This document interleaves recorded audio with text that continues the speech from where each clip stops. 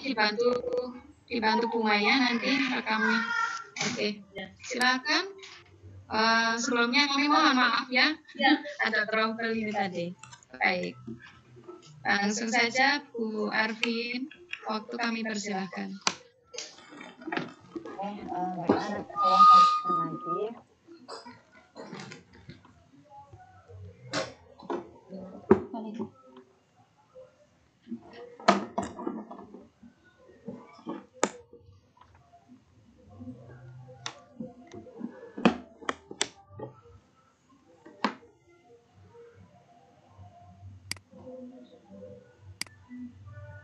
Jadi sampai mana ya? Baru abstrak ya? Oke. Nah, kita lanjutkan yang tadi. Untuk abstrak ini, nah kan katanya tadi kan harus to the point, singkat, padat, dan jelas. Jangan ada pengulangan kata. Nah, seperti yang di bawah ini. Misalkan contoh salah satu, misalkan ini abstrak yang saya ambil dari artikel seseorang. Nah, di sini ada pengulangan kata di sekolah dan di kelas. Nah, ini langkah baiknya stop saja, dapat meningkatkan minat belajar matematika siswa. Stop. Nggak usah diulang lagi, jangan ada pengulangan. Oke, selanjutnya kita ini sama. Selanjutnya pendahuluan. Pada pendahuluan, alangkah baiknya kita itu hanya menuliskan fokus pada mengapa dan urgensi penelitian ini dilakukan oleh peneliti sebelumnya yang relevan. Ada gap analisisnya, theoretical framework dan tujuan penelitian. Nah, theoretical framework ini merupakan bisa jadi sebagai kajian literatur dari penelitian kita misalnya. Jadi tidak harus ada kajian literatur, tapi juga melalui theoretical framework ini. Nah, di pendahuluan ini tadi harus ada penelitian yang didukung dengan penelitian sebelumnya. Jadi kita harus membaca penelitian sebelumnya terlebih dahulu.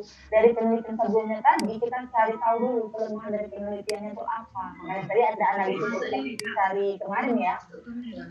Ada analisis kemarin analisis artikel. Dari analisis artikel itu kan ada kelemahan dari penelitian sebelumnya. Nah, dari kelemahan itulah yang menjadi bahan permasalahan kita.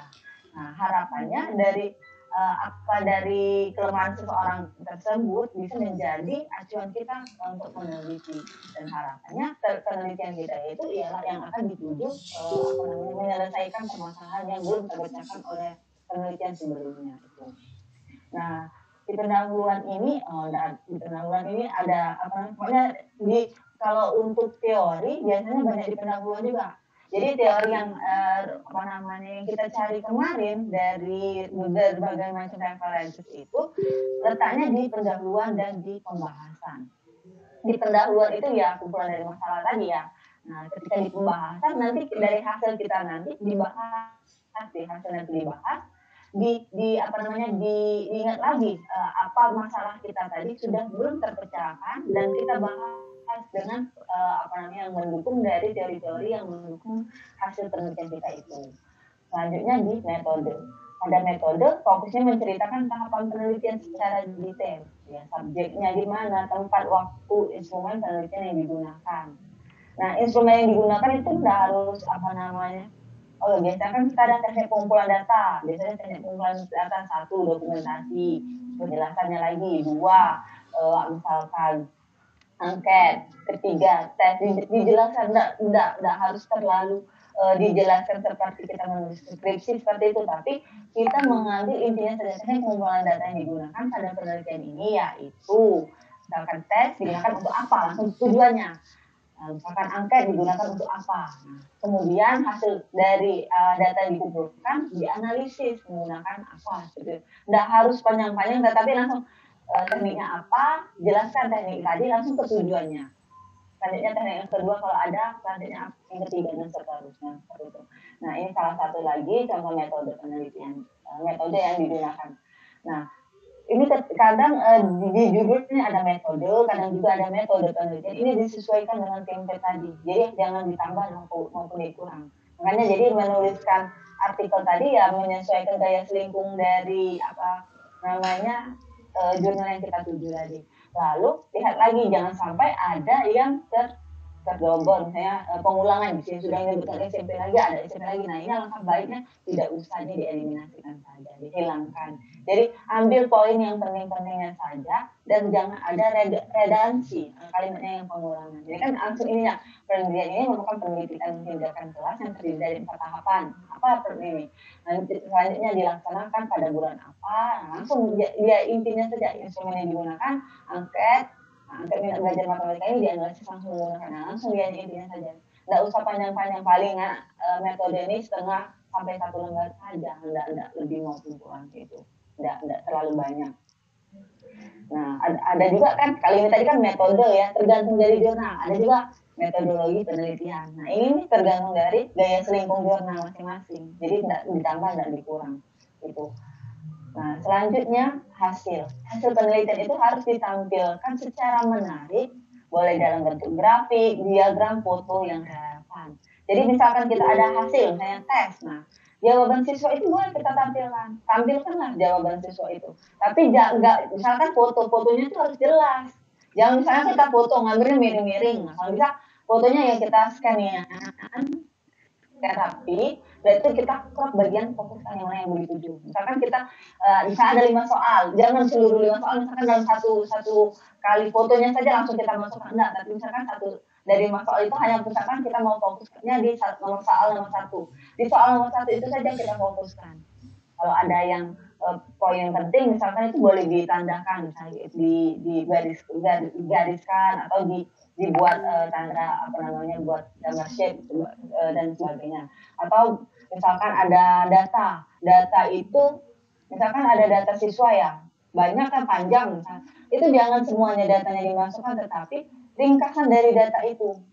Jadi datanya kan data penelitian banyak, misalnya ada 40 siswa yang semuanya kita masukkan, jangan terlalu penuh ya itu. Jadi data tadi kita buatlah dulu dalam bentuk tabel, dalam bentuk grafik, tapi datanya diambil intinya saja. Jadi ketika orang membaca itu langsung ini, langsung dia bisa fokus tentang ini, tentang ini seperti itu. Nah, ini misalkan ini. Nah, ya selain itu juga kalau misalkan kita tadi kan ada bentuk tabel ya. Nah, tabelnya itu harus berbicara, maksudnya tabel itu. Jadi kalau misalkan di sini, ini kan tabel 1. Nah, di akhir kalimat yang menjelaskan tabel 1 itu harus disebutkan. Misalkan ini kan komentar dan suggestion, berarti komentar dan saran dari expert dan siswa pada prototipe pertama ditampilkan pada tabel 1. Jadi jangan pada tabel berikut, jangan. Jadi kan kita biasanya ada tabel 1, 2, 3 ada nomor tabel itu. Jadi kalau di dalam deskripsinya disebutkan juga bukan tabel berikut, pada tabel di atas, jangan di atas mana nanti dia, tergantung orang menunjuknya atas mana kan. Jadi lebih baik jelas ya, tabel berapa. Jadi kalau misalnya kan tabel 1, berarti jelas ya tabel 1. Takutnya sebelumnya ada tabel berapa seperti itu. Jadi tabel 1, berarti tabelnya tabel 1 yang ini. Nah, ini ringkasannya saja. Kalau misalkan dari kita ada komentar dan saran panjang misalnya, kita ambil inti dari komentar dan saran itu, kita parafrase, kita ambil intinya apa ini. Atau, nah ini juga bisa dari gambar grafik dan ini ya, grafik dan diagram ya. Nah, misalkan mau lihat perbandingan ada atau PTK kan Bapak Ibu kan biasa PTK. Nah, PTK itu kan ada penelitian awalnya bagaimana, siklus pertamanya bagaimana, siklus keduanya bagaimana. Alangkah baiknya kan dibandingkan menggunakan tabel, lebih baik menggunakan grafik. Kelihatan jadi hasilnya itu, apakah dianya meningkat atau enggak. Jadi ini kelas pertama, ini kelas kedua. Misalnya kelas pertama di tahap awal, kelas kedua setelah siklus pertama. Nah, kelas kedua tadi pada siklus kedua. Jadi kelihatan, nah yang warna biru kan meningkat, gitu. Sedangkan yang warna hijau juga meningkat, tetapi pada siklus pertama dan siklus kedua mengalami penurunan. Nah, seperti itu. Kalau yang di warna kuning ini, artinya kan dianya di yang kategori sedang tadi, dianya menurun, nah, seperti itu. Ini jadi lebih enak membacanya, lebih singkat pada dan jelas. Jadi orang sudah membaca grafik itu sudah paham. Nah, untuk lebih jelasnya nanti kita deskripsikan lagi. Kalau kenapa sih ketika di data yang kemampuan siswa sangat tinggi itu dari treatment awal sampai ke siklus 2 meningkat. Nah, kita jelaskan itulah guna deskripsinya. Nah, begitu juga dengan grafik, tergantung kalau misalkan kalau perbandingan seperti ini langkah baiknya menggunakan apa namanya tadi grafik atau grafik ya dibandingkan tabel.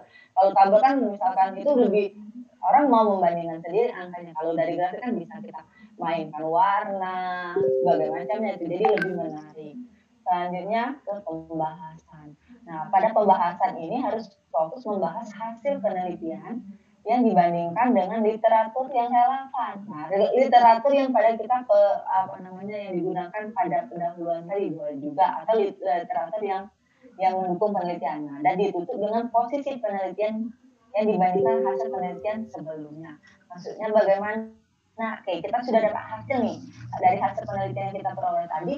Bisa saja hasil kita itu kan kalau misalnya di TTK kan ada peningkatan. Nah, kenapa itu bisa terjadi peningkatan itu dijelaskan. Nah, setelah kita jelaskan hasil penelitian kita itu selaras dengan penelitiannya siapa, mengapa demikian bisa terjadi. Nah, itu hal yang mendukung penelitian itu boleh dimasukkan. Nah, bisa itu kalau itu yang mendukung penelitian. Tapi seandainya kalau misalnya kan penelitian kita enggak meningkat, tapi ada yang meningkat. Nah, kenapa? Kita ulas juga itu. Terus kita bahas juga. Jadi boleh jadi yang mendukung penelitian itu boleh yang pro maupun yang kontra. Jadi ada yang misalkan kalau dia setuju sebutkan, kalau misalnya tidak setuju sebutkan juga nggak masalah. Jadi kita adu argumen di pembahasan. Kenapa sih dianya sesuai dengan penelitian kita karena ini. Dan kenapa sih dia tidak sesuai dengan penelitian kita karena ini. Boleh itu disebutkan. Tetapi yang membedakan penelitian kita nanti apa? Nah, baru ada posisi penelitian pada penelitian kita nantinya.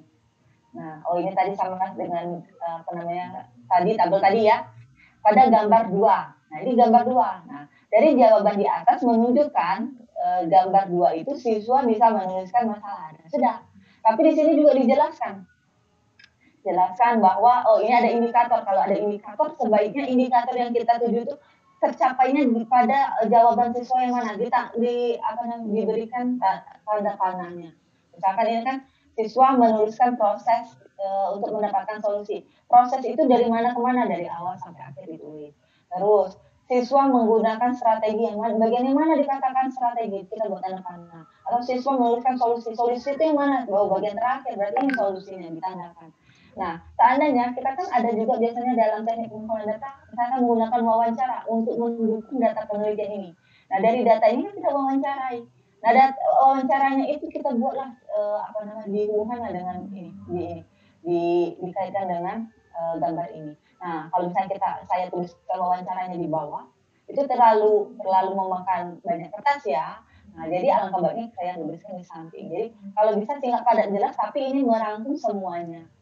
Karena biasanya kalau jurnal internasional, dianya hanya maksimal 8 lembar.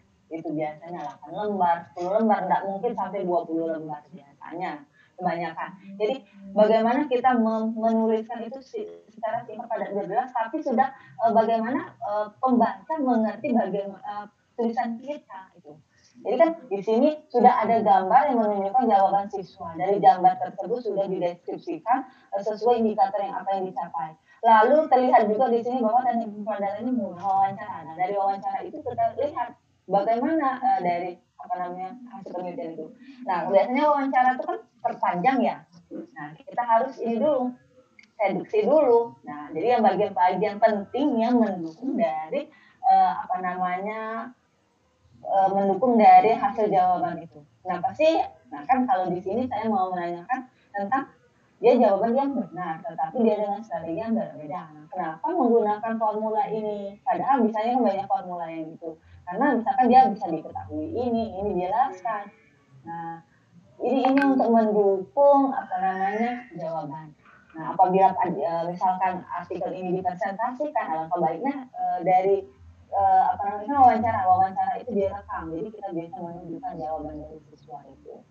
Nah, selain itu juga, nah ini merupakan pembahasan dari artikel ini tadi, kenapa sih jawabannya seperti ini. Nah, ini kan, ini dijelaskan dulu kenapa dia menggunakan jawaban 2 itu untuk menentukan simbol dari jawaban siswa secara dengan mudah menemukan solusi. Padahal maksudnya di sini soalnya Open Edit bisa menggunakan berbagai macam cara. Nah, dia menggunakan rumus A D kuadrat sama dengan BC dikali DB. Ini perbandingan menggunakan perbandingan.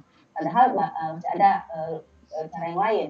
Nah, kita bahas dari deskripsi itu, kemampuan yang dominan yang meningkat adalah pengembangan siswa tentang reasoning, kemampuan dia argumen dan representasi. Karena siswa itu kenapa dan dijelaskan. Hal itu berdasarkan itu yang berhubungan dengan informasi dari masalah yang dibuat oleh siswa, itu didukung oleh pendapat siapa. Akan tetapi, boleh kemampuan komunikasi itu siswa itu rendah. Kenapa bisa rendah? Dijelaskan juga. Oh, kemampuan itu bisa rendah, itu misalkan berhubungan dengan problem solving. Nah, itu menurut siapa? Nah, nanti dijelaskan lagi. Oh, itu juga pernah dikatakan oleh siapa, Sapitri dan Hartono. Mengapa? Nah, itu jadi ada argumentasi lagi dari kita. Oh, ini menjelaskan dulu dari hasil penelitian kita, lalu bagaimana? Nah, tetapi itu kan berarti ada perbedaan ya antara penelitian ini dan dengan penelitian sebelumnya apa. Nah, itu. Lalu kesimpulan. Nah, pada kesimpulan kita itu harus fokus pada hasil penelitian yang akan menjawab rumusan masalah yang diajukan dan saran untuk penelitian selanjutnya. Pada kesimpulan ini juga kita tuliskan. Misalkan kitanya ada kelemahan dari penelitian kita sebutkan apa, bagaimana. Nah, itu bisa jadi saran untuk peneliti selanjutnya. Itu. Nah, ada juga dimasukkan ucapan terima kasih. Kalau misalkan di bagian template-nya ada ucapan terima kasih, kita masukkan. Tetap masukkan saja, walaupun kita tidak, misalkan ini jangan sampai dihapus, walaupun misalkan yang kita terima kasih kan pada subjek penelitian. Nah, masalah kita terima kasih kan pada subjek penelitian atau lokasi penelitian. Tandanya ada hibahnya juga boleh ditulis. Jadi jangan sampai bagian poin penting ini ada di template tapi tidak kita masukkan, tapi kita harus hapuskan, jangan sampai seperti itu. Nah, ini berbagai macam ucapan terima kasih yang ada. Lalu daftar pustaka. Daftar pustaka ini biasanya disarankan sampai 20-30 rujukan ya. Seperti yang saya informasikan kemarin. Nah, dari daftar pustaka ini biasanya 80%-nya itu dari artikel jurnal dan 20%-nya dari buku. Nah, yang dilarang apa? Website yang tidak kredibel. Website yang tidak kredibel kemarin seperti apa? Blogspot, WordPress. Nah, itu alangkah baiknya itu dihilang. Dihindari lah seperti itu. Kecuali misalnya website, Kemendikbud, nah itu boleh itu websitenya itu. Lebih artinya yang sudah terjamin, NCTM boleh itu, PISA boleh itu. Tapi yang WordPress, Blogspot yang pribadi biasanya, karena itu belum terlihat hasil apakah websitenya itu sudah valid atau enggak. Nah, untuk menulis, tadi kan sudah kita tahu bahwa dari menulis pendahuluan sampai ke kesimpulan, sampai ke daftar pustaka. Nah, langkah baiknya ketika kita mau menulis itu, karena kita pastinya ya ketika kita mau menulis artikel, kita itu sudah melakukan penelitian. Nah, jadi sarannya ketika kita mau menulis tadi, boleh kita lompat-lompat. Jadi kita menuliskan terlebih dahulu metode, karena kita sudah melakukan penelitian kan. Jadi kita sudah tahu arahnya yang akan kita tuju, siapa subjeknya, siapa di mana tempat penelitiannya, kumpulan data yang sudah kita gunakan itu apa, sudah bisa. Kita menulis metodenya dulu. Setelah kita menulis metodenya, baru kita menulis hasil penelitian kita tuliskan dulu sampai sudah hasil, baru boleh kembali ke pendahuluan atau pembahasan. Jadi tidak harus mulai dari judul, pendahuluan, pembahasan, enggak. Malahan biasanya judul itu terakhir. Jadi ada ciri khas dari kita di hasil itu bisa kita jadikan judul. Dan terakhirnya baru abstrak dari ringkasan materi. Atau ada juga yang mau abstrak dulu karena kita sudah tahu kesimpulan dari penelitian kita, boleh. Atau abstrak metode hasil pendahuluan ini baru ke judul, boleh. Itu tergantung. Kalau saya biasanya dari metode karena kita sudah tahu karena apa yang kita mau tulis. Karena sudah kita mengalaminya. Nah, untuk informasi juga, karena saya editor dan reviewer, jadi saya sedikit tahu tentang perjalanan dari OJS. OJS itu jurnal yang di online kan itu. Jadi kan ketika kita submit biasanya kan kita secara online, itu namanya OJS, Open Journal System namanya. Nah, kita itu pertama kan ini posisi kita. penulis wajib mensubmit artikel melalui website. Kita kalau sudah dapat tulisan tadi, kita ada artikel kan, artikel tadi mau kita submit. Nah, ini posisi kita. Ketika sudah, ini kita penulis mau submit. Nah, sekarang kita cek apakah sudah sesuai dengan author guidelines dan cakupan jurnal. Maksud author guidelines ini merupakan apakah sudah sesuai dengan template, apakah sesuai dengan scope-nya. Misalkan Bapak Ibu dari guru IPS misalkan. Nah, guru IPS berarti kita cari yang tentang sosial, jurnalnya jurnal sosial. Nah, itu jangan sampai ke jurnal saintek gitu. Biar nanti harapannya kan kita diterima, jangan sampai salah kamar kita, salah kalau memasukkan ke jurnal apa. Kita orang humaniora, tapi kita masukkan ke jurnal gitu. Kalau misalkan orang pendidikan masukkannya ke jurnal teknik, nah, nanti kan tidak sesuai, tapi takutnya misalkan kalau dia tekniknya tapi berhubungan dengan pendidikan masih berhubungan, masih bisa. Tapi ini kita sesuaikan. Nah, awalnya makanya tadi saya pastikan dulu ketika kita mau menulis, kita mau menulisnya memasukkan ke jurnal mana. Jadi kita sudah ada template. Jadi untuk menghindari ini. Nah, setelah ini kalau sudah sesuai, oh iya berarti nanti kita cek plagiat dan kebahasaannya oleh tim editor jurnal ini biasanya ya. Nah, sebenarnya dari penulis mengirim sudah terkirim tadi, ini kerjaan kami sebagai editor. Melihat dulu, kalau dianya sudah sesuai dengan template, kami lanjutkan ke plagiat. Tapi kalau dianya tidak sesuai dengan template, kami kembalikan ke penulis. Nah itu, jangan sampai kita kembalikan penulis. Jadi kalau bisa, oh dia sudah sesuai, kita cek plagiatnya. Nah ketika cek plagiat, nanti tergantung dari ketentuan dari jurnal masing-masing. Kalau misalkan ada yang jurnalnya 20%, ada yang 25%. Nah, kalau misalnya lebih dari itu nanti kembalikan ke penulis lagi. Tapi kalau di bawah 25% atau 20%, cek plagiatnya, nanti kita lanjutkan lagi. Kita distribusikan ke reviewer. Nah, ketika didistribusikan ke reviewer, kita tanya dulu, apakah reviewer itu bersedia menerima untuk mereview artikel tersebut. Seandainya dia bersedia, kita lanjutkan lagi ke penilaiannya. Tapi seandainya dia tidak bersedia, kita cari lagi reviewer lagi. Kan tidak bersedia, kita cari lagi ke reviewer. Siapa sampai ada reviewer yang mau bersedia mereview artikel kita. Sebenarnya artikel kita dengan kebanyakan ODS itu menggunakan double blind review. Artinya apa double blind review itu? Misalkan Bapak Ibu penulis, nah penulisnya itu si A, si Fulan.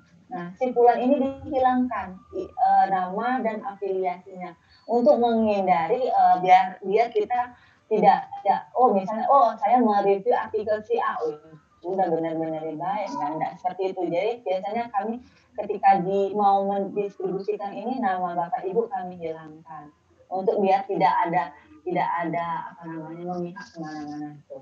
Nah, selanjutnya setelah itu seandainya sudah dia memberikan penilaian, nah dari hasil yang sudah direview itu kami kembalikan ke rapat dewan editor memberikan keputusan. Kan terkadang dari reviewer itu ada yang ini artikel ini perlu direvisi sedikit, atau ada yang direvisi banyak, atau ada yang ditolak oleh reviewer. Nah, ini tergantung dari kebijakan dewan editor.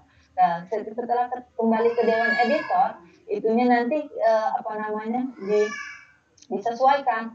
Kalau misalnya kata dewan editornya sudah sesuai, nah masalah ini ada, misalkan katanya tadi ada perbaikan sedikit, ya sudah kita kembalikan harus ke revisi ke penulis. Tapi seandainya katanya ini memang sudah fatal, sudah berarti tidak diterima, kan ini tidak diterima, berarti kita kembalikan ke penulis lagi. Nah, tapi kalau misalkan dia dewan editor tadi setuju, dia kembalikan penulis tetapi bagian revisi, bukan ditolak. Nah, setelah di bagian revisi ini, dia masuk ke reviewer lagi. Nah, setelah itu baru setelah direvisi, misalkan katanya dia mau revisi, dia setelah direvisi dan penulis sudah mengembalikan ke reviewer, ke jurnal lagi, kita lihat tulisannya. Kita layout tulisannya, apakah sudah header, footer, halamannya sudah sesuai, misalkan tidak ada tulisan yang salah tulis atau typo itu, nah kita cek. Nah, atau ada juga kalau misalkan jurnalnya sudah bereputasi, biasanya dia minta proofreading, terutama jurnal-jurnal internasional. Dia mau minta cek bahwa tulisan Grammarly kita itu sudah di proofread oleh lembaga bahasa dalam institusi atau di mana lembaga bahasa yang sudah Bapak Ibu gunakan. Untuk melihat apakah sudah tulisan kita itu sudah layak atau enggak, misalnya kan Grammarly-nya itu sudah sesuai atau belum. Nah, seandainya ini sudah sesuai, oh kata penulis oke, kita kembalikan penulis. Nah, makanya lanjut ke publish. Tapi seandainya kami tadi kan butuh layout dan proofread, tapi kata penulis sudah oke atau tidak ada, kembali lagi dia harus menyelesaikan dulu, menunggu penulisan ini. Nah, ketika penulis sudah ada dan sudah lengkap, baru kita ke publish ke website jurnal. Jadi proses OJS-nya itu tidak selesai dalam waktu 1 minggu biasanya. Bisa saja lebih dari itu. Kadang ada yang 1 tahun, ada yang 2 tahun, tergantung. Ada juga yang kalau yang cepat 6 bulan, atau tergantung edisi. Biasanya kita itu biasanya lihat edisi. Kalau dalam satu artikel itu 1 tahun itu 2 kali terbit, kemungkinan 2 kali itu per 6 bulan sekali ya proses ini sudah sampai selesai. Tapi kalau misalnya artikelnya di jurnal tersebut sudah menumpuk, biasanya ya enggak, jangan apa namanya, kita harus siap menerima. Jadi antisipasi kalau misalnya kan Bapak Ibu mau cepat, buatlah beberapa artikel, kirimlah ke beberapa jurnal artikel kita tadi.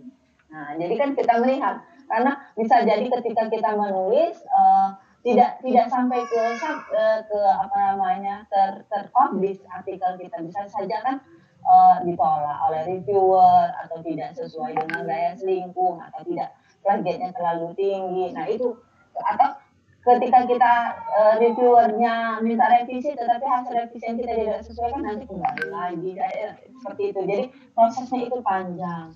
Nah, mungkin ini perjalanan dari artikelnya. Nah, sekarang saya mau menunjukkan, nah di layar laptop di layar ini Bapak Ibu sudah terlihat jurnal pendidikan matematika atau belum? Halo? Belum, Bu Arti. Belum. Nanti saya share screen ulang berarti ini. Oke.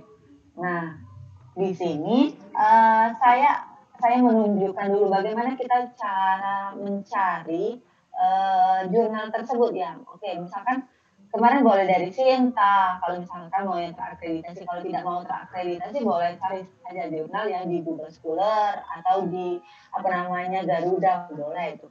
Nah, misalkan salah satunya saya contohkan ini. Nah, kita kan mau cari gaya selingkuh. Gaya selingkuhnya itu letaknya biasanya di pojok kanan atau di mana. Yang penting cari template, tulisan template. Nah, ini manuskrip template. Nah, manuskrip template inilah yang kita download. Nah, ini ya sudah saya download. Nah, ini kita downloadnya di mana? Di pojok kanan ini biasanya. Nih, di bagian pojok kanan ini. Ini download. Nah, setelah saya download, ini sudah saya download. Nah, ini template-nya digunakan.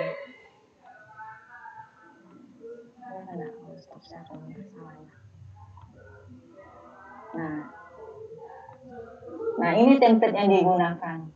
Nah, template yang digunakan inilah yang kita tulis. Jadi Bapak Ibu alangkah baiknya kita gunakan, sudah download, kita tulisnya sesuai ini. Nah, judul dalam bahasa Indonesia dan bahasa Inggris, berarti judul Bapak Ibu dituliskan di sini. Terserah, misalkan mau judulnya misalkan nilai kontrol dan nilai rasional. Jadi ngetiknya langsung di sini saja. Nilai kontrol dan nilai rasionalisme pada pembelajaran pemodelan, misalnya pemodelan matematika, misalkan itu. Jadi judul juga tidak harus menggunakan penggunaan atau penerapan, tidak harus, boleh juga divariasikan judulnya itu. Yang penting menarik. Nah, nama lengkap berarti kita tulis. Ini sesuaikan namanya siapa, 1, 2. Nah, lalu abstrak. Nah, kata saya tadi abstrak tadi ditulis ini. Nah, kalau di sini harus 100 sampai 200 kata. Berarti Bapak Ibu harus menulisnya 100 sampai 200 kata. Nah, setelah menulis kan kita mau menghitung. Nah, tidak usah hitung, tapi kita blok saja ini. Ini kita blok. Mau lihat berapa jumlah katanya ada di pojok kiri ini. Nih. Kalau ini berarti 40 dari 703 kata. Berarti dari abstrak sampai sentences ini 40 kata. Berarti kurang kan? Nah, berarti sampai kelanjutan itu. Ini untuk menulis abstraknya. Nah, tulisan yang ini tidak usah Bapak Ibu hapus karena ini merupakan template. Jadi kita mengisi yang bagian-bagian perlu isi saja abstraknya kita tulis. Keywordnya, kata kuncinya kita tulis. Masukkan kata kunci yang sering, kata-kata yang sering muncul pada abstrak itu. Nah, lalu pendahuluan. Berarti ini kan kita tulis lagi ini apa. Selanjutnya, berarti ini tadi ter-enter ya, karena ini tadi kan panjang. Nah, berarti pendahuluannya di mana? Ini. Berarti dia harus menjorok ke kanan atau metode penelitian. Nah, ini disesuaikan. Lalu daftar pustaka. Daftar pustakanya, nah ini disarankan menggunakan apa style dan atau Mendeley. Nah, boleh Bapak Ibu download aplikasi Mendeley atau kalau nggak Mendeley bisa juga kita gunakan di sini referensi, bagian referensi ini. Oh,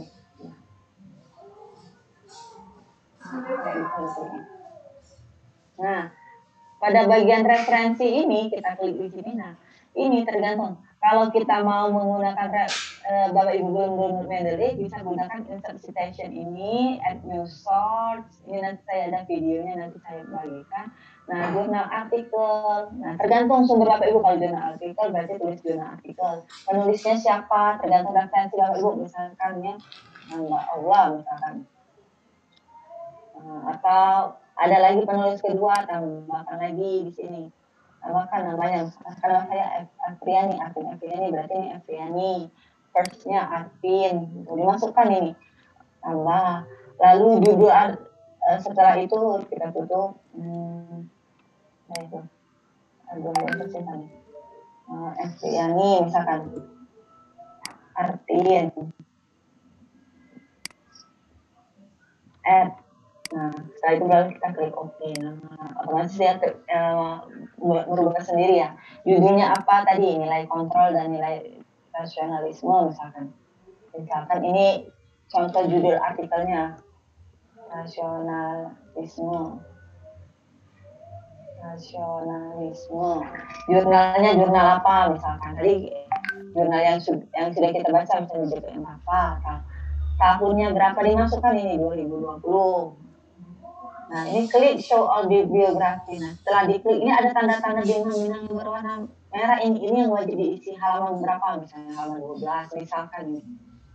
Nah, ini volumenya nih biasanya wajib diisi dan isu. Misalnya isunya 10, isinya 1 misalnya. Nah, setelah seperti ini, kita klik. Oke. Nah, biasanya setelah kita menulis, apa misalnya kan? Definisi ya, definisi buku adalah misalkan. Nah, di sini kita insert tadi buku adalah. Nah, ini sudah kutipannya. Nah, ini kutipannya langsung dimasukkan. Jadi tanpa kita menulis sendiri. Nah, kalau ada lagi kita klik lagi insert citation, add new source dan sebagainya. Nah, seandainya kita mau membuat daftar pustaka tanpa menuliskan lagi, langsung kita klik bibliografi. Insert bibliografi.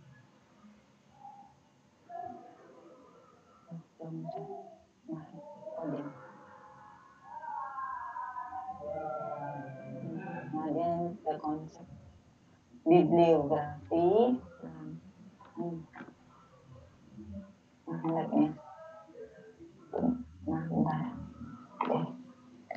Bibliografi, insert bibliografi.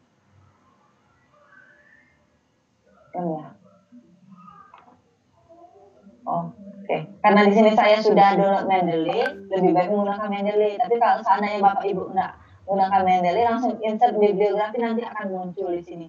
Nah, karena di sini saya menggunakan Mendeley, di sini saya buka dulu Mendeley saya. Lebih mudah lagi, Bapak Ibu tinggal download Mendeley. Kalau mau citasinya langsung dari sinilah.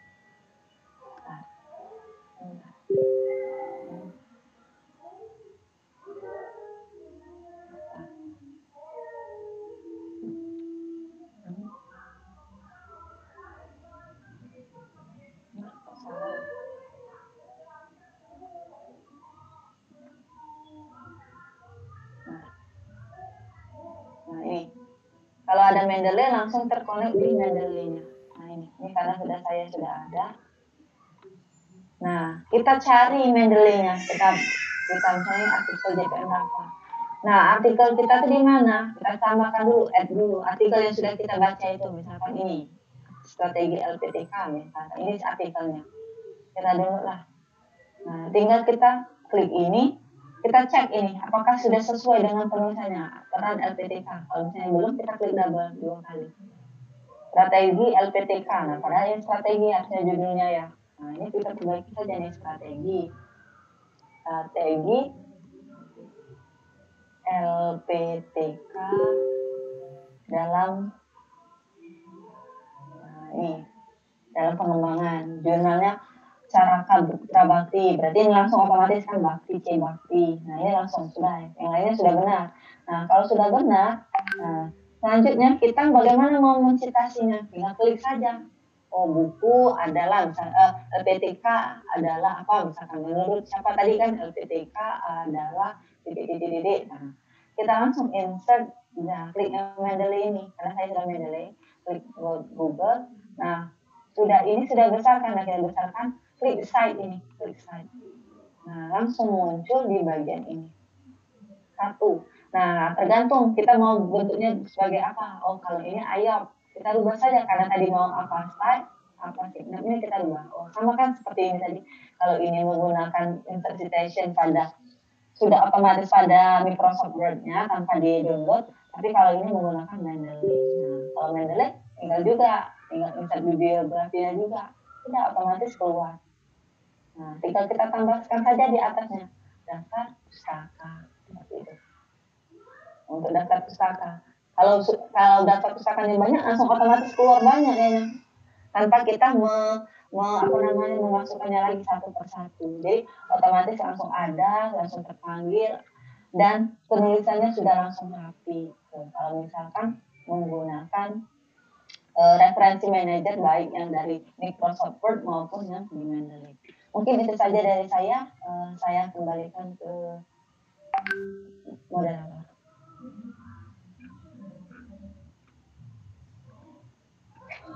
Oke, terima kasih Bu Arvin atas materi pada malam hari ini. Saya bacakan untuk pertanyaan yang sudah masuk di kolom chat ya. Dari Purika. Bu, kalau tulisan di template itu Mendeley, apakah wajib Mendeley? Boleh nggak pakai Zotero? Ada beberapa laptop yang nggak bisa connect ke Mendeley. Silahkan Bu Arvin. Kalau sudah diwajibkan menggunakan Mendeley, kalau bisa pakai Mendeley. Atau kalau memang tidak bisa, tidak masalah pakai Zotero itu, tapi disesuaikan. Kalau tadi kan di akhirnya tadi sudah dituliskan, itu kan disarankan menggunakan aplikasi referensi Mendeley, tapi tetap meratifikasi apa edisi apa style yang edisi yang kena misalkan.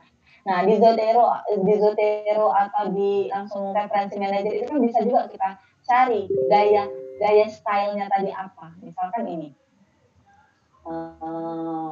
Saya cari ini.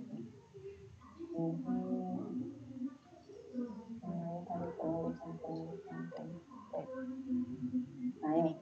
Nah kalau misalkan di referensinya kan tadi kan sudah dituliskan misalkan seperti yang ini tadi ya.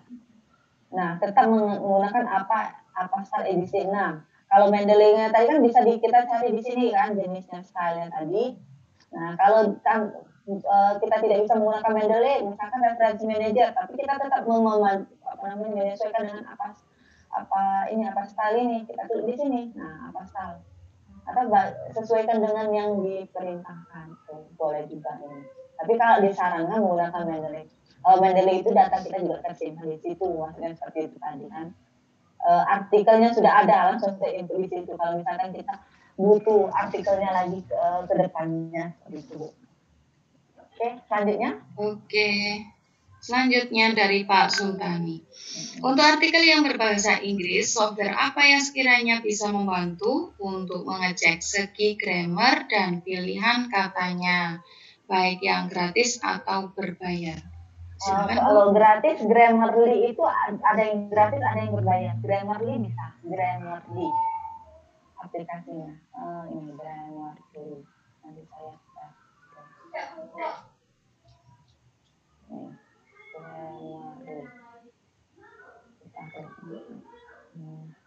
Nggak tahu Grammarly ya.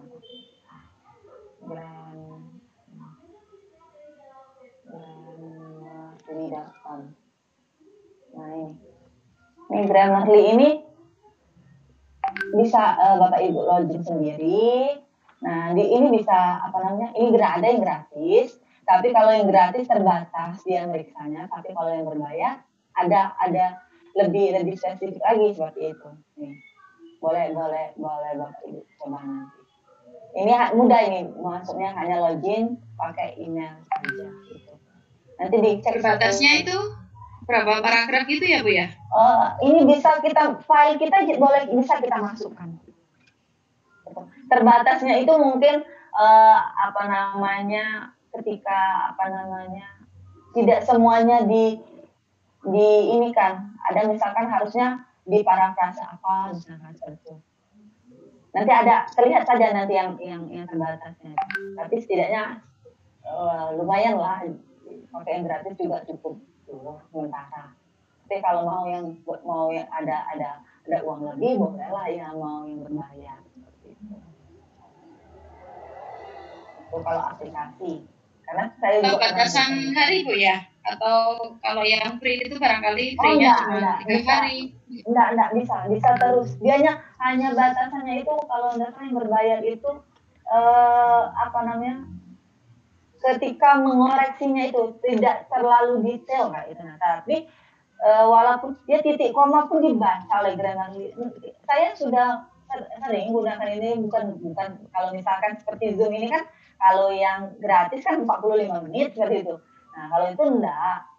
Kalau misalnya kita bisa menggunakannya 24 jam kalau Zoom itu, tapi ketika kita pengguna baru, nah tapi setelah kita 3 hari pengguna baru, misalkan itu sudah bisa lagi kan, bisanya 45 menit. Nah, tapi kalau Grammarly itu bisa terus, tapi yang membedakannya ketika ini nanti ketika pengecekannya itu tidak terlalu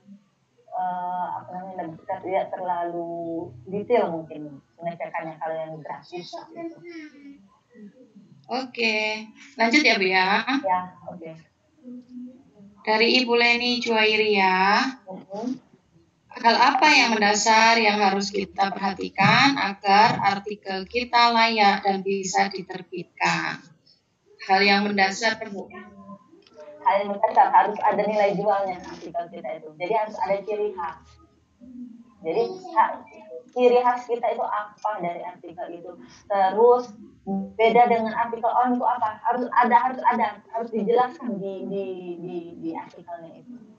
Jadi tahu kan ketika di pendahuluan itu kan masalah orang apa. Nah, ketika masalah orang apa itu masalah orang itu kan kita mau menyelesaikannya kan? Harapannya itu kan. Nah, itulah yang ini dari masalah orang itu kita mau memecahkan masalah orang tersebut. Nah, itu.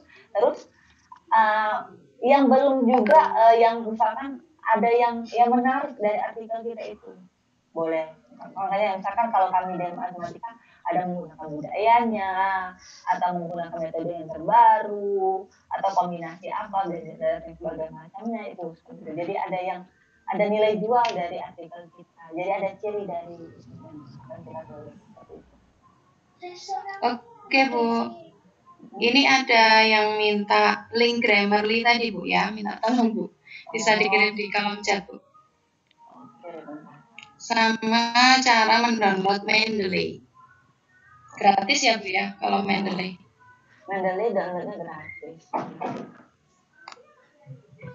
Saya kirim di Telegram saja nanti ya. Grammarly dan ininya. Iya. Dan link Mendeley-nya. Tinggal Bapak Ibu tinggal download klik seperti itu nanti saya share juga sekilas untuk mendownload Mendeley-nya.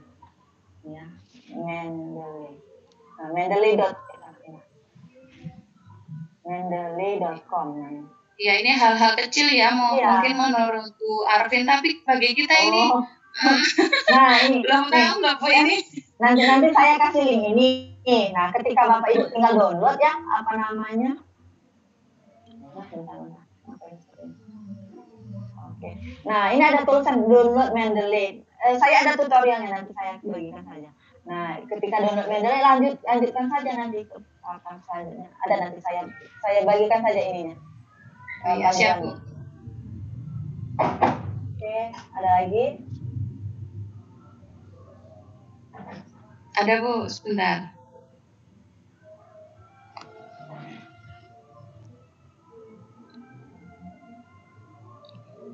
Dari Pak Ahmad Kristofa dan Bapak Suparno ini. Ini minta hasil KI Bu untuk referensi dan minta contoh lengkap file publikasi ilmiah biar bermanfaat gitu. KI sama PI.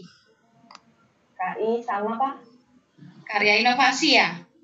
Sama PI gitu. Disingkat ini soalnya. Oh, karya ilmiah. Atau apa dia maksudnya itu? Karya inovasi atau karya ilmiah ya? Ini soalnya di apa? Atau Singkat. KI KD nanti kompetensi data banyak KI. Maksudnya apa? Artikel atau segala macam itu Pak ya? Atau bagaimana ini? Iya, tunggu dulu aja nanti. Iya, kalau Oke, lanjut ke pertanyaan Bu Leni ya. Minta bagi metode-metode pembelajaran yang baru-baru sebab kami masih pakai yang lama. Dari Bu Leni Bu. Buku metode ya Bu maksudnya. Buku metode seperti itu atau apa? Referensi metode. Sekarang ini kalau mau yang up to date ya sekarang online gunakan. Metode belajarnya online atau di blended learning kan. Jadi kita menggunakan misalkan sudah tatap muka secara online, kita gunakan aplikasi apa, seperti itu tergantung. Jadi aplikasinya macam-macam, boleh kita buat sendiri atau video pembelajaran, tergantung dari Bapak Ibu sendiri itu nanti. Metodenya kalau misalkan itu nanti itu lain lagi tuh bagiannya. Kalau saya kan waktu iya, kita kan hanya ke karya ilmiahnya. Kalau yang metodenya itu lain lagi Bu. Tapi kalau metode pembelajaran atau segala macam kan boleh tinggal Bapak Ibu download saja buku-buku terbaru. Mungkin itu kan banyak referensinya kalau itu. Iya.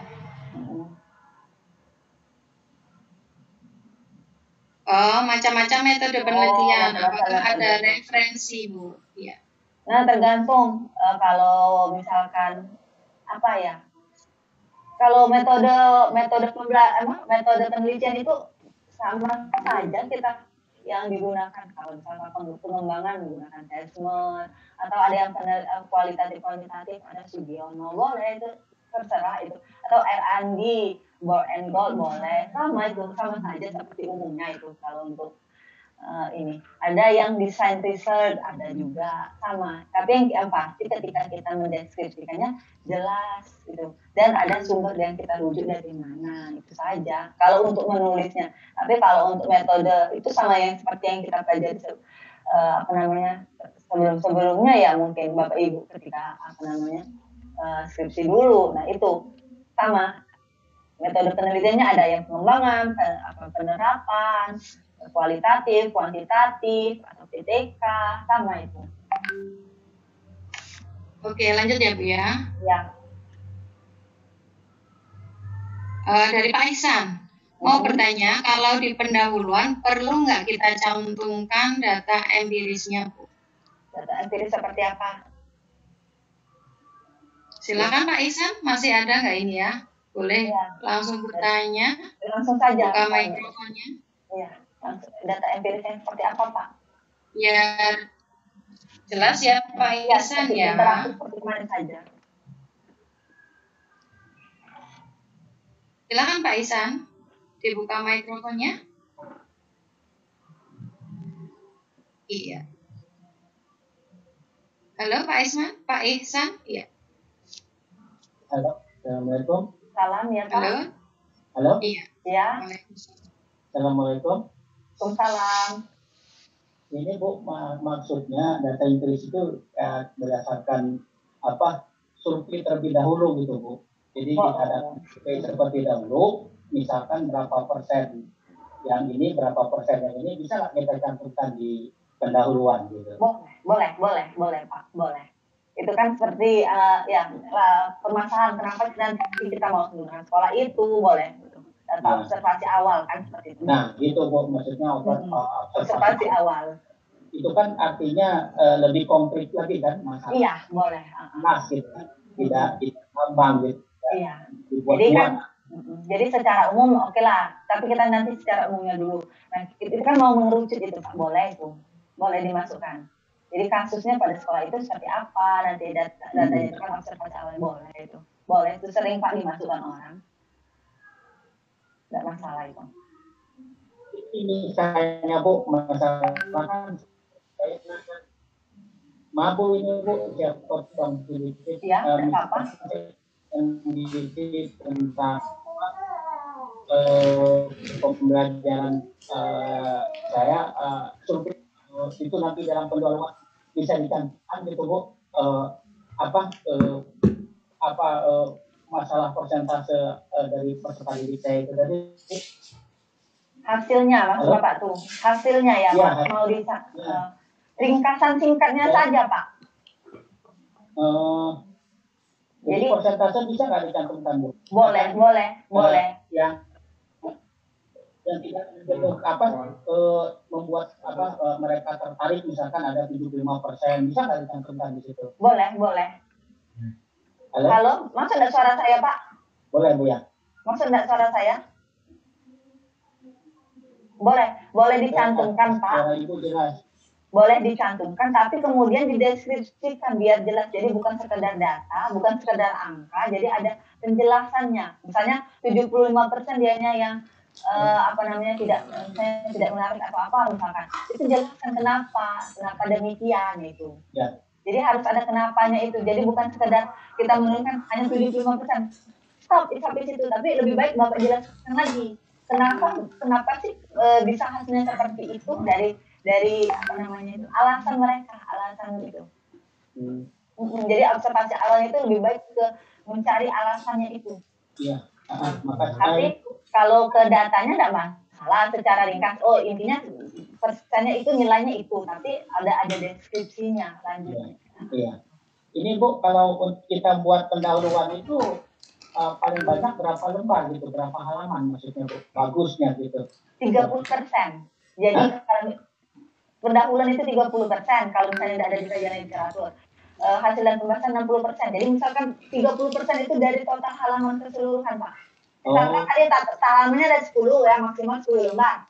Iya. 30%-nya 3 lembar atau 2 lembar pun cukup. Karena nanti daftar pustaka tadi tidak dihitung, misalnya 10 lembar. Anggapnya satu daftar pustakanya lembar terakhir, lembar ke-10 berarti 9 lembar ya. Nah 30% dari 9 kan 2,7 ya. Iya. Kali 2,7 lembar, nah, mungkin kan 2 lembar setengah atau 2 lembar saja cukup seperti itu. Jadi kita buat apa proporsinya itu saja 30%. Kalau misalnya metode tadi cukup 1 lembar saja. Yang penting banyaknya hasil dan pembahasan tadi itu. Nah daftar pustaka tadi bisa 1 lembar atau 1 lembar setengah, tadi. Jadi proporsinya itu jangan sampai metodenya terlalu banyak dibandingkan pendahuluan dan hasil seperti itu kan. Iya. Oke. Kalau misalkan pendahuluan, pendahuluan 2 lembar. Metode misalkan saya buat bagi misalnya dari 10 lembar nih saya contohkan. Pendahuluannya 2 lembar. Abstrak tadi 1 lembar ya, dari judul sampai abstrak 1 lembar. Pendahuluan 2 lembar sudah 3 lembar itu kan. Metode 1 lembar sudah halaman keempat. Hasil dan pembahasan 4 lembar. 8 kan sudah halaman ke-8. Terus kesimpulan 1 lembar. 1 lembarnya lagi sudah 1 pustaka seperti itu. Jadi kan proporsinya sudah kelihatan. 1 lembar abstrak, 2 lembar pendahuluan, 1 lembar metode, 4 lembar hasil, 1 lembar kesimpulan, dan 1 lembar daftar pustaka. Jadi sudah kelihatan itu proporsinya. Kalau misalkan ini Bu Arvin, Kalau misalkan kita ingin membuat misalkan semacam penelitian tindakan kelas atau action research, itu kira-kira pendahuluan itu berapa lembar ya? Bagusnya gitu, efektifnya gitu.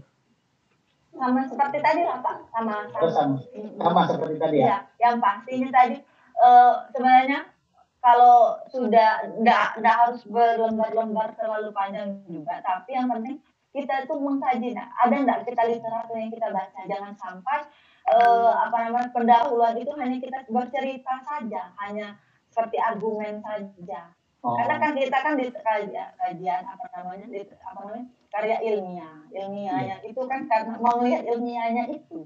Iya.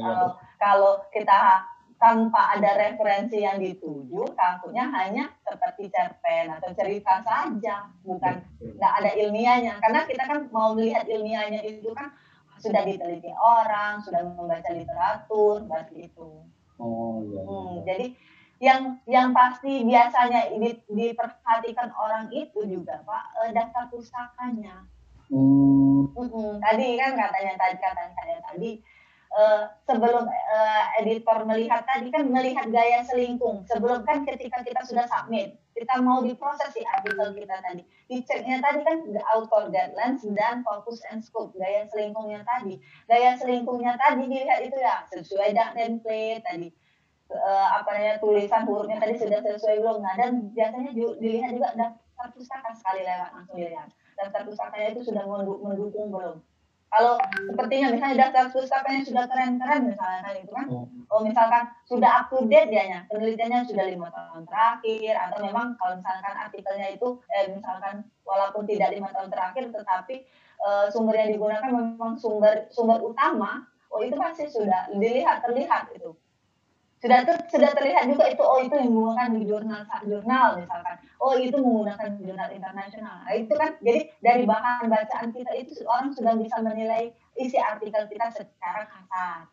Nah, tetapi untuk lebih dalamnya nanti oleh reviewer untuk melihat kontennya. Tetapi kan tim editor itu kan secara tidak langsung kan melihat ini sudah sesuai misalkan dianya sudah memenuhi kontennya, misalnya sudah sesuai dengan substansi dari artikel itu, baru dilanjutkan. Untuk melihat lagi kedalaman isi dari artikel itu, makanya dibutuhkan oleh reviewer tadi. Reviewer melihat isi dari artikel Bapak Ibu, melihat sudah sesuaikah dengan teori, sudah sesuaikah dengan penelitian, apakah memang penelitian sudah dilakukan atau tidak, itu tugas reviewer melihatnya. Nah, kalau tim editor melihatnya hanya melihat sekedar template-nya tadi, secara tata bahasa sekilasnya saja, tetapi itu untuk melanjutkan ke reviewer. Tapi kalau misalkan ada jurnal yang sudah bagus, misalnya itu dia dikembalikannya. Kalau misalkan di tahap awal pun dia tidak sesuai, misalnya gaya selingkuhnya tidak sesuai, misalkan sumber referensi yang belum digunakan belum sesuai, atau misalnya belum cukup dengan batasan minimalnya jurnal itu, dikembalikan ke penulis, baiknya dilengkapi terlebih dahulu. Maaf Bu Arvin, sekali lagi nih, kalau pustaka seperti platform Google Classroom itu kita mengambil di internet semua bisa nggak itu Bu? Kalau bukunya kan sulit ya kadang-kadangnya mencarinya gitu. Tapi kalau di dunia internet kan banyak sekali tentang platform-platform seperti itu, boleh nggak gitu? Atau di jurnal-jurnal orang gitu. Apa yang Bapak mau cari itu? Misalnya referensi tentang kajian teori tentang Google Classroom gitu Bu, misalkan. Pengertiannya ya, ambil dari artikel orang saja lebih baik. Kan pasti ada yang sudah meneliti tentang Google Classroom misalnya, itu saja. Bagaimana penelitian Google Classroom terhadap yang sudah digunakan orang itu. Nah, itu dibandingkan kita mendefinisikan sendiri Google Classroom itu dari sumber dari Google, langsung Google kan muncul Wikipedia atau segala macam, daripada itu Pak. Jadi lebih baik kita tuh menghindari referensi yang dari website yang tidak kredibel tadi. Atau Bapak misalnya kalau dari bukunya sulit, ya saya kemarin lupa mengirimkan Genlib. Genlib itu perpustakaan, tapi itu untuk buku-buku bahasa Inggris biasanya, Genlib. Nanti saya kirimkan oleh Bapak Ibu tadi nanya buku tadi, baru saya ingat. Genlit nanti. Itu tapi untuk buku-buku bahasa Inggris.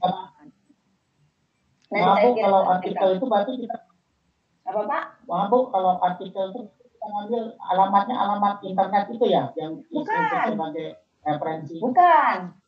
Nah, bukan. seperti yang saya citasi ketika menulis referensi manajer tadi, Pak. Menulis daftar pustaka, itu yang ditulis. Nama jurnalnya. Ya. Nah, seperti yang kemarin kan Bapak sudah menganalisis artikel ya. Ada kan saya minta tuliskan nama jurnal, volume berapa, judulnya apa. Nah, biasanya poin-poin itu yang dituliskan di daftar pustakanya. Gitu. Iya. Jadi jangan linknya itu yang Bapak copy, jangan. Iya. Pakai Mendeley itu Bu ya? Iya, boleh pakai Mendeley. Iya. Ya, makasih Bu Arvin. Lanjut, siapa lagi yuk? Pak Sultan ini kayaknya banyak pertanyaan ini Bu. Langsung dibuka mikrofonnya Pak Sultan ya, silakan. Pak Sultan nih. Ya, terima kasih Bu. Oke. Ya Bu, ini yang saya ingin tanyakan kepada Ibu Arvin. Untuk hasil penelitian artikel nantinya, bisakah itu berupa peningkatan dari nilai dari sebelum tindakan dan nilai setelah tindakan di penelitian tersebut? Bisakah itu jadi hasil penelitian? Boleh Pak, boleh. Boleh. Jadi dimasukkan saja ininya. Tapi nanti kan itu kan berarti tentang hasil peningkatan berarti dari tes ya Pak? Iya. Nah, berarti teknik pengumpulan datanya tes, sudah kan itu. Jadi nanti orang tuh melihat seperti ini, antara metode dengan hasil kita. Hasil kita kan penilaian. Nah, jangan sampai di metode tidak ada penggunaan tes. Gitu. Kan itu kan anggapannya nanti ada hasil observasi, tetapi di teknik pengumpulan datanya di metodenya tadi observasinya tidak tertulis gitu. Jadi kan anggapnya itu antara metode dengan hasil tidak sinkron. Jangan sampai seperti itu. Yang penting kalau sudah kita ceritakan, sudah sesuai dari pendahuluan metode dengan hasil, datanya sudah metode dengan hasil sudah sama, atau nilai referensi yang didukung juga sudah sama, insya Allah lanjut. Nah iya, jangan lupa juga, misalkan kita tentang penelitiannya, misalkan model si A, model pembelajaran misalnya blended learning, tidak di daftar pustaka tidak ada satupun referensi model blended learning tadi, jangan sampai. Nah itu kan jadi meragukan kita untuk meng-cross check, misalkan kok di judul sudah model blended learning, tapi ketika di daftar pustaka tidak ada satupun, bagaimana kita mau mempercayai penelitian itu. Jadi harus sinkron antara judul dengan referensi yang digunakan dan hasilnya itu Pak. Ya, Bu. Jadi nanti yang seperti Ibu sampaikan di satu lembar untuk metode penelitian tadi kita paparkan di situ Bu ya, dan bagaimana metode yang kita lakukan untuk memunculkan hasil penilaian tersebut. Termasuk instrumennya kah atau kita muat di situ atau enggak? Instrumennya maksudnya Bapak lampiran instrumen ya? Iya. Deskripsinya? Lembar jawaban atau pertanyaan yang kita berikan ke siswa. Iya. Tergantung Pak. Kalau kita ini menyesuaikan, kalau misalkan nanti di hasil nanti rupanya di instrumen hasil yang di instrumen itu terada di, misalkan seperti ini, instrumen Bapak itu apa saja? Misalkan ketertarikan, misalkan sesuai dengan gaya sinkron konten konstruknya. Nah, ketika dia hasil itu kan misalnya kita tampilkan dalam bentuk grafik. Di grafik itu kan ada misalnya ketertarikan, konten konstruk. Enggak usah lagi di instrumen, itu sudah tergambarkan bahwa instrumen kita yang gunakan indikatornya itu. Seperti yang saya tadi kan, kalau di gambar itu jawaban siswa, indikatornya di samping. Tapi di bab 3 saya itu tidak saya masukkan indikatornya apa saja. Bahwa sudah tapi kita tidak usah masukkan maksudnya itu bentuk formatnya, tapi bisa kita deskripsikan saja bahwa indikator yang digunakan ini tanpa kita tuliskan buat format. Misalkan kalau biasanya kan di metode itu kan formatnya itu kan format kosong, bahwa misalkan kalau misalnya observasi untuk lembar checklist itu nggak usah dimasukkan lagi, tapi poin tadi itu nanti tergambarkan di hasil biasanya gitu. Biar kita itu tidak ada redansi, jadi tidak ada pengulangan lagi. Daripada itu kan mubazir ya. Jadi kita tuh menyampaikan informasi yang penting-penting tapi singkat, padat dan jelas. Ya Bu, makasih informasinya Bu. Terima kasih. Oke. Sudah cukup ini. Lanjut Bu Siti Rahayu ya. Terakhir ya ini ya, mohon maaf. Oke. Karena kita sudah jam 9 lebih. Satu lagi ya Bu ya. Iya. Terakhir ya, Bu Siti Rahayu. Silakan dibuka mikrofonnya. Halo Bu Siti. Assalamualaikum. Halo. Atau mungkin langsung aja di chat Bu Erna. Siti. Sudah ya. Silakan dibuka. Halo. Yang di chat saja mungkin. Monggo Bu. Monggo Bu, langsung saja. Biar jelas. Sudah masuk suaranya Bu Siti? Oh ya. Terima kasih Bu Arvin. Ini sudah saya tanyakan tentang untuk uji statistik hubungannya dengan analisis hasil penilaian karakter. Nah, kalau misalkan ada kira-kira uji statistik yang mana yang pas bisa digunakan untuk analisis penilaian karakter, mungkin Bu Arvin bisa memberikan contoh pada kami sehingga kita punya punya gambaran untuk analisis itu. Kemudian untuk penilaian karakter, misalkan nanti dianalisis hanya menggunakan analisis deskriptif itu sudah bisa ya Bu Arvin ya. Kalau analisis, maksudnya Ibu tuh menggunakan uji apa untuk analisis deskriptifnya seperti itu ya Bu? Iya. Tergantung Ibu mau penelitiannya tentang apa, mau membandingkan atau mau apa. Kan nanti kita kan mau menggunakan uji T, uji Z segala macam itu kan sesuaikan dengan apa namanya tujuan kita untuk ini. Kalau mau membandingkan misalnya antara variabel 1 dengan variabel 2, menggunakan uji apa, uji Z atau uji T. Tapi disesuaikan juga dengan banyaknya subjek penelitian itu. Kalau seperti itu agak luas maksudnya saya. Jadi kalau Ibu bagaimana? Uji maksudnya tuh penelitian Ibu bagaimana sebenarnya itu? Katanya misalkan begini Bu Arvin. Untuk mengetahui misal ini saya sambil mengerjakan tugas yang harus ada tempat proposal. Jadi kami membuat proposal dengan judul ini. Sebentar. Saya molek ini Bu Arvin. 2 hari lagi nih. Ya sekalian. Iya. Oh, saya molek. Iya. Yang membangkitkan semangat dan menumbuhkan kemandirian siswa kelas 10 IPA melalui blended learning dengan praktikum di luar dan pembelajaran sinkronus asinkronus untuk materi pencemaran lingkungan di era yang normal. Nah, untuk ini loh Bu Arvin, menumbuhkan kemandirian misalkan itu berarti kan penilaian sikap ya. Nah, itu kita menggunakan analisis deskriptif bisa nggak? Sikapnya ya? Iya. Boleh saja Bu, itu yang penting indikatornya jelas nanti. Ya. Boleh saja, hanya deskriptif kan bukan kuantitatif. Iya. Tergantung kalau metode penelitian Ibu deskriptif, tidak masalah. Deskriptif ininya dijelaskan, tidak masalah, kualitatif bukan kuantitatif. Tidak apa-apa itu Bu. Malahan Bu ya, kalau biasanya artikel itu kebanyakan lebih senang orang melihat kualitatif dibandingkan kuanti. Karena kalau kuanti itu sekedar nilai, tapi maknanya belum tahu seperti itu. Kalau kualitatif itu jadi kan itu dideskripsikannya, maksudnya tuh kalau indikatornya ini apa, dijabarkan kenapa seperti ini, kenapa ini, itu kan tahu jadi argumennya apa. Tapi kalau kuanti biasanya kan orang, oh ini hasilnya. Artinya ini, apa hasilnya ini kalau misalkan untuk berapa siswa, itu hasilnya saja. Tapi maksudnya tuh hasil dari penelitian itu, misalnya jawaban siswanya bagaimana, hasilnya bagaimana, bukan sekedar angka itu, alangkah baiknya itu seperti itu. Jadi kita tuh harus mendeskripsikan juga, bukan sekedar menuliskan berapa. Kalau angka itu, kalau misalkan eksperimen, seperti eksperimen itu Bu ya. Nah, takutnya kalau misalkan data kita, hipotesis kita ditolak, takutnya kan berubah-ubah nilai. Nah itu agak menghindari perubahan, mengubah data. Nah kalau seperti itu kan penelitian kita bagaimana?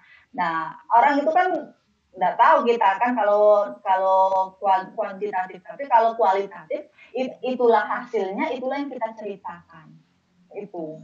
Jadi ya, lebih baik nggak masalah kalau apalagi karakter kalau nggak salah itu tadi ya. Iya. Apalagi karakter kan lebih baik kita mendeskripsikan bagaimana karakternya dibandingkan kita menyebutkan ya ini oke lah, tapi secara kuantinya kita bisa melihat oh karakter si ini seperti ini, berapa jumlah kuantinya. Tapi deskripsinya itu yang lebih penting karena ketika kita mau menuliskan kan oh karakter ini seperti ini karena apa itu ada argumennya. Lebih baik itu Pak.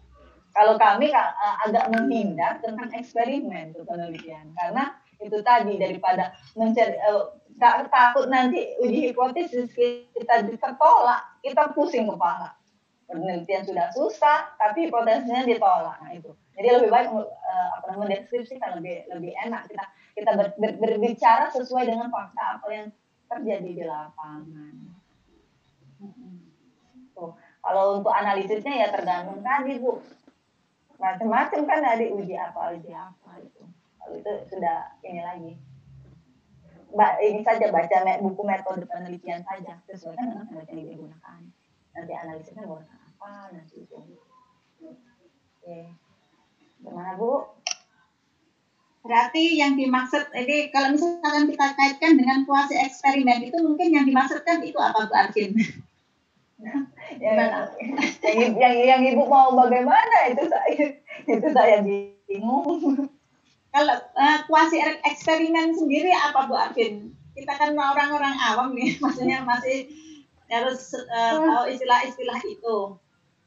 Kuasi eksperimen, baik ibu baca buku metode penelitian Sugiono itu ada Bu, jelas Sugiono ya. Sugiono ada.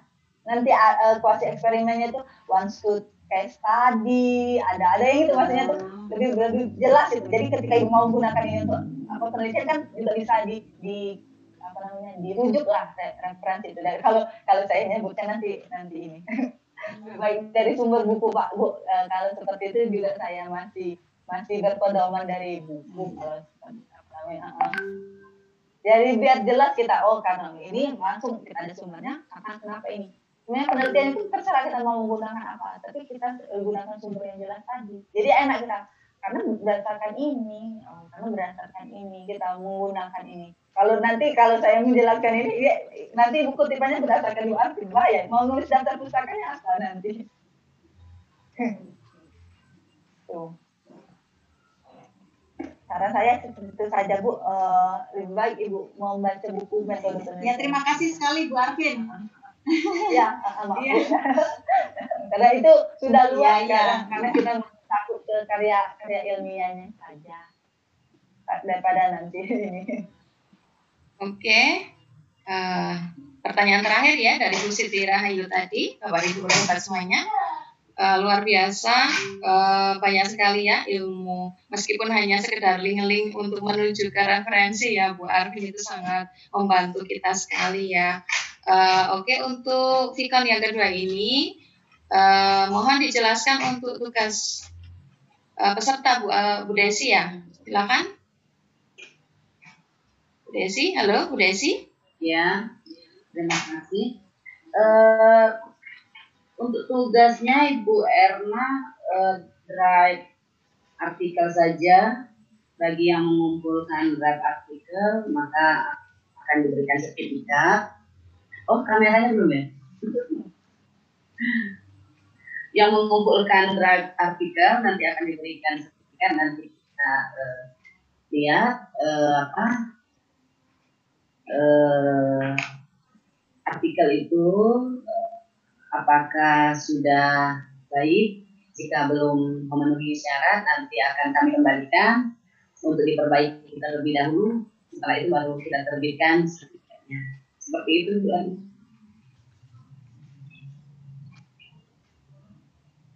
Yang diterbitkan artikelnya atau sertifikatnya Bu ya? Sertifikat. Sertifikatnya.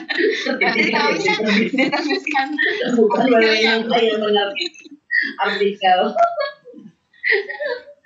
Seperti itu kan. Sertifikat ya? Ya. Sertifikat ya? Oke. Misalnya mereka sudah membuat seperti seperti itu kan. Saya juga pernah waktu itu membuat dengan Ibu Arvin kan. Jadi dikembalikan lagi. Jadi kita semangat seperti itu. Lalu setelah dikirim ulang mendapatkan sertifikat seperti itu. Jadi seandainya tidak diterima, ditolak, tidak ada kesempatan untuk memperbaiki kan kasihan. Awalnya tadi sudah capek membuat seperti itu Bu Erna. Jadi melatih. Untuk yang kemarin di kaum yang pertama itu kan menganalisis ya. Jadi menganalisisnya itu tidak wajib ya Bu ya. Jadi yang menentukan nanti langsung artikel saja ya. Ya. Oke, nanti untuk pengumpulannya tugas itu akan disediakan link pengumpulan tugas ya Bu Desi ya. Jadi nanti silakan ditunggu.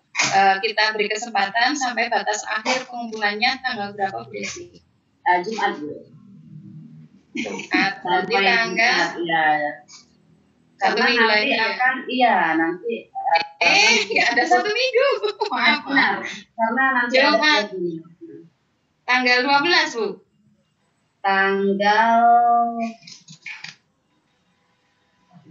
Oh iya, ini Rabu, bukan ini Bu Erna ya, bukan Minggu. Bukan malam Minggu seperti ini yang kedua, sesi kedua ya. Berarti kita beri kesempatan sampai hari Kamis saja Bu Erna, hari Kamis saja.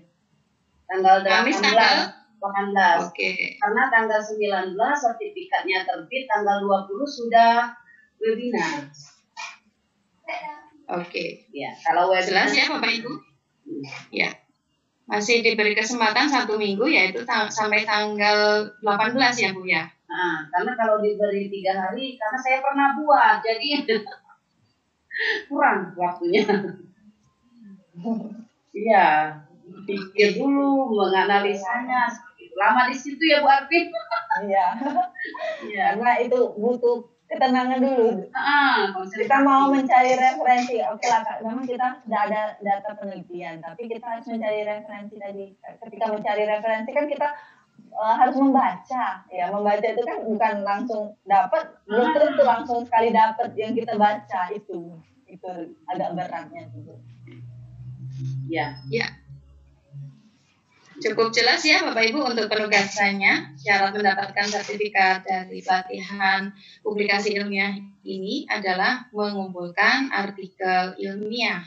Nah, itu batas waktunya sampai tanggal 18 hari Kamis jam 12 malam ya Bu Desi. Nah, nanti akan di-share link pengumpulan tugasnya. Jadi Bapak Ibu cukup tenang dulu, menenangkan diri dulu, cari referensi, kemudian nanti mencoba menulis ya. Jangan menunggu sempurna untuk berkarya. Tetap semangat. Slogan GMP ya, never stop learning.